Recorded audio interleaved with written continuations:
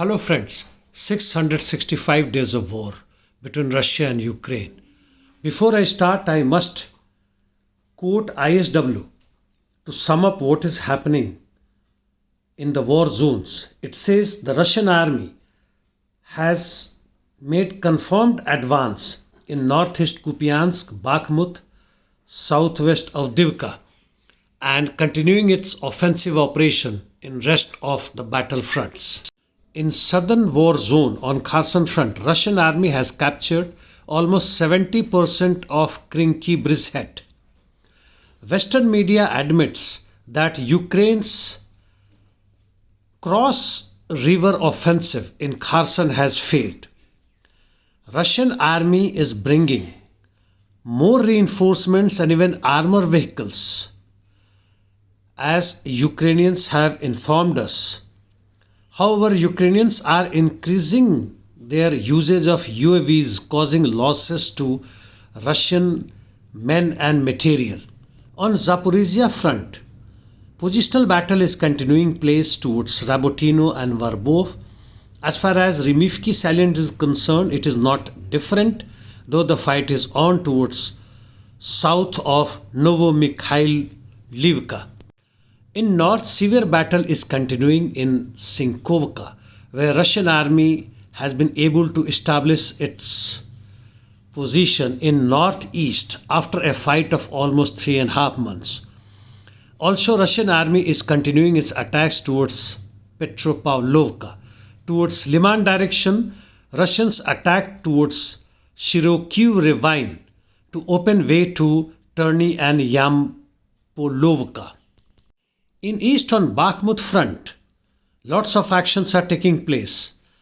In southern flank, Russian army attacked Avdiivka to take over control of dams near railway line.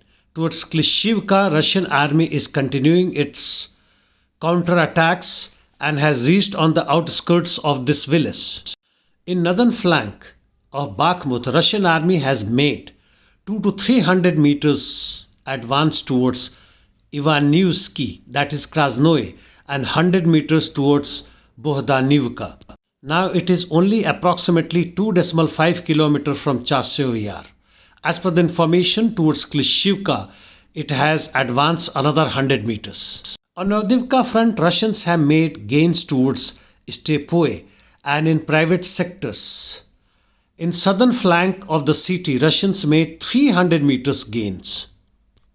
It is trying to bypass Sivirne by reaching Tonenko from both the flanks and has made advance approximately 150 meters towards Novokalinova.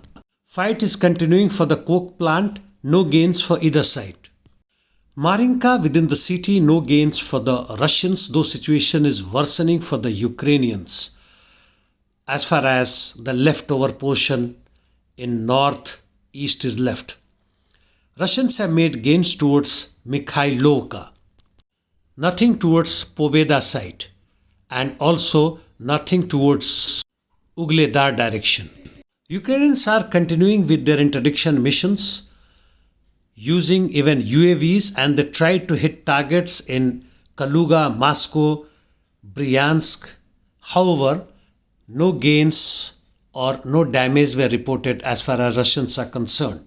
Russians in turns are continuously hitting targets in Odisha, Starokonstantinov, Kremchuk, Dnipropetrovsk and Kherson regions using missiles as well as UAVs. On Palestinian Israeli front, in addition to what IDF is doing to the Palestinians, they are also continuously attacking Syrian positions. They launched artillery attack on Damascus from Golan Heights. And now Jordan Air Force, 5 of F-16 fighters on 19 December crossed Syrian airspace and hit many targets in southern Syria like Al-Suwaida, Beka and Dibrina. As far as Gaza Strip is concerned, in the north, IDF has advanced towards Al-Zudaiza.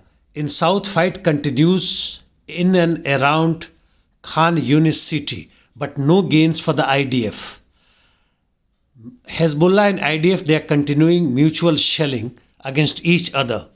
As for information, an important one that Israel is offering this time to Hamas through Qatar for a week's ceasefire to release 40 of its refugees which are feared to be danger and facing bad medical situation and health, and their children and women. In turn, how many Hamas fighters will be released is not known. Some other informations. Yemen army is on high alert against likely American and allies intervention. Also, Iranian IRGC has announced formation of maritime militia, which is likely to include 55,000 voluntary forces, and they will have almost 33,000 vessels with various kind of weapons including 107 millimeter rockets.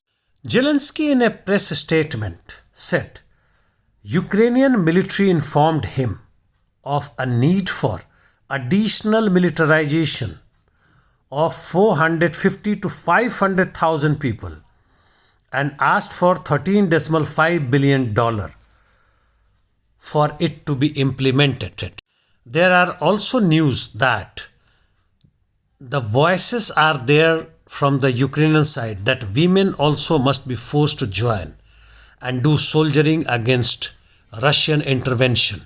American private military company has started fighting in CAR, Africa, and RRF has increased activities towards the southern part of Khartoum, forcing Sudanese army to withdraw. And China will engage into a simulation of war in space. Yes, it is imaginable in near future. Well, that's all friends. Thank you.